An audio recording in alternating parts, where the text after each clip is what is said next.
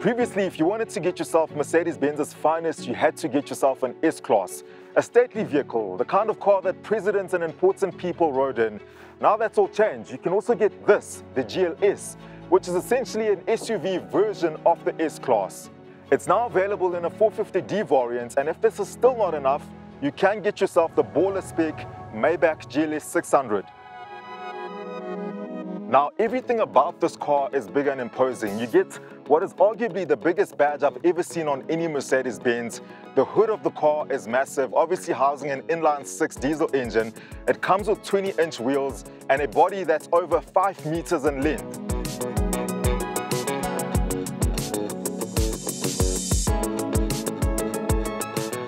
Because this is a spin-off of the S-Class, you are getting the best of everything in the GLS. You're getting a Burmester audio system, which is obviously the go-to for Mercedes-Benz.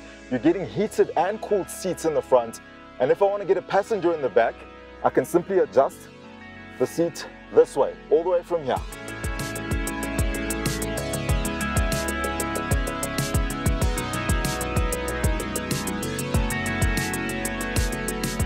It's all about the finer details in a vehicle like the GLS. For instance, if it's a hot summer day and I've got the aircon on full blast and I receive a phone call, the vehicle automatically dials down the aircon to reduce the amount of ambient noise in the vehicle.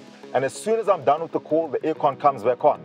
You can also drive the vehicle yourself, or you can sit in the back and enjoy the opulence of the car and adjust your seats the way you want it, the same way you would adjust the front seats. It also doubles up as a family vehicle. So you get a second row of seats as well as a third row of seats over there, making it ultimately a 7-seater family car.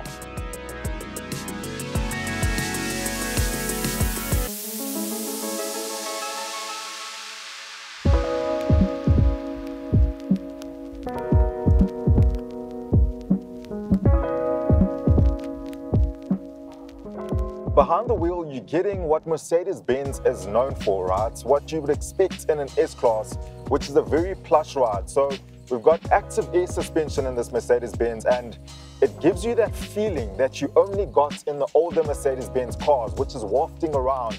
You get that here. Now, obviously, this is the 450D. It's a new variant that they've added to the range. So under the bonnet, we're getting ourselves a 3-liter inline-six turbo diesel engine with EQ boost.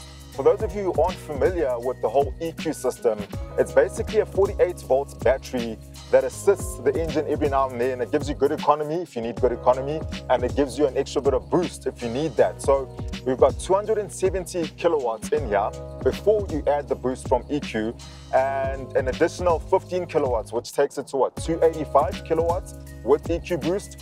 Torque is sitting at 700 Newton meters of torque, and an additional 200 Newton meters with EQ boost. So the inline-six is silky smooth. So this is the kind of car you can actually enjoy driving every day. I enjoy it. It's not underpowered. I mean, it does a 0 to 100 time in around 6 seconds. And because of the air suspension in the car, you don't get the body roll that you would expect to get with a big car like this. So cornering and driving spiritedly is pretty easy to do in the GLS.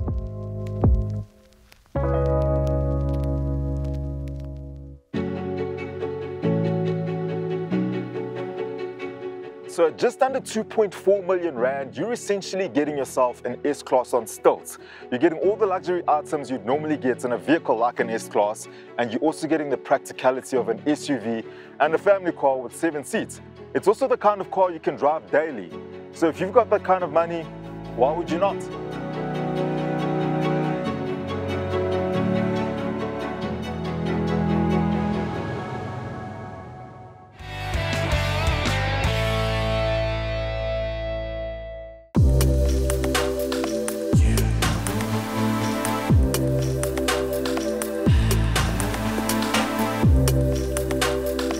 Welcome back to Ignition GT. Measuring 5.2 meters in length and weighing in at over 3 tons, the Mercedes-Benz GLS is a substantial automobile, and with a standard list price of 2.2 million rand, it has a price tag to match. The question is it the ultimate 7-seater SUV, and is it worth the considerable financial outlay? 2.2 million rand, and I've just had a look at that spec sheet. I mean, 90,000 rand for this, 50,000 rand for that. And I've been looking at some of these spec sheets lately. What are your thoughts on specifically the price of the car, the spec sheet, and you spent a lot of time with this car as well, Dennis. What do you think? Look, it is a premium brand. So Mercedes, I think, can get away with charging those kind of price tags because people buying at that level of the market are a bit more economy proof than the rest of us working stiffs, you could say. But it is a German thing that a lot of the really cool stuff costs extra, 60 grand here and 90 grand there for all the extras. But I mean, it is a lot of car to begin with, a lot of car. Yeah. From your side, Bernie, it is a lot of car. Money aside, cost aside, it's just a good car, isn't it? It is. Look, I've driven several models in the lineup, specifically the diesel. That is just a superb car. It's a superb drive. It drives beautifully. It performs well. It's got great fuel consumption for a 5.2 meter long car and with the weight that goes with it. But in general, you know, if that's where you're at in the market, if that's what you're looking at, if that's what you're buying and you can afford, then this is one of the very best to have. Yeah, and let's talk about that. The diesel engines, again, for me, the pick of the bunch when it comes to a car like that, because you get that specific diesel engine characteristic. And although a lot of the tech has paused in development, I feel like diesel engines are just getting better and better. They are. And unfortunately, they're also getting fewer and fewer. Exactly. Yeah, but maybe we keep talking about them, manufacturers will keep them around for longer. That's what I'm hoping. Let's go. Yeah. From your side, still, if I was going to choose between a petrol and a diesel in that sort of range, I'm going diesel all day long. For sure. I mean, I did an expedition in the 450D to Mozambique recently. And what a vehicle. You know, 7 seats, lots of space, and lots of overtaking thrust, passing long trucks without even thinking about it, 750 Newton meters of torque. You know. And you even did a little bit of off-roading as well. That's right, yeah. And very, very capable. I mean, we deflated the tires a little bit to do this sandy section, and it just breezed through it. Wow. It's got this all-wheel drive system that's able to divert 100% of the torque to either the front or the back. It's got the air suspension. You can adjust the ride height.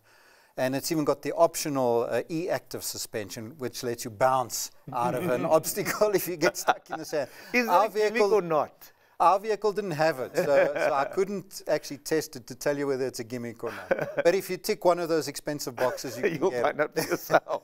But you know, the interior, the interior tech. Mercedes interior these days. Also absolutely beautiful. Yeah.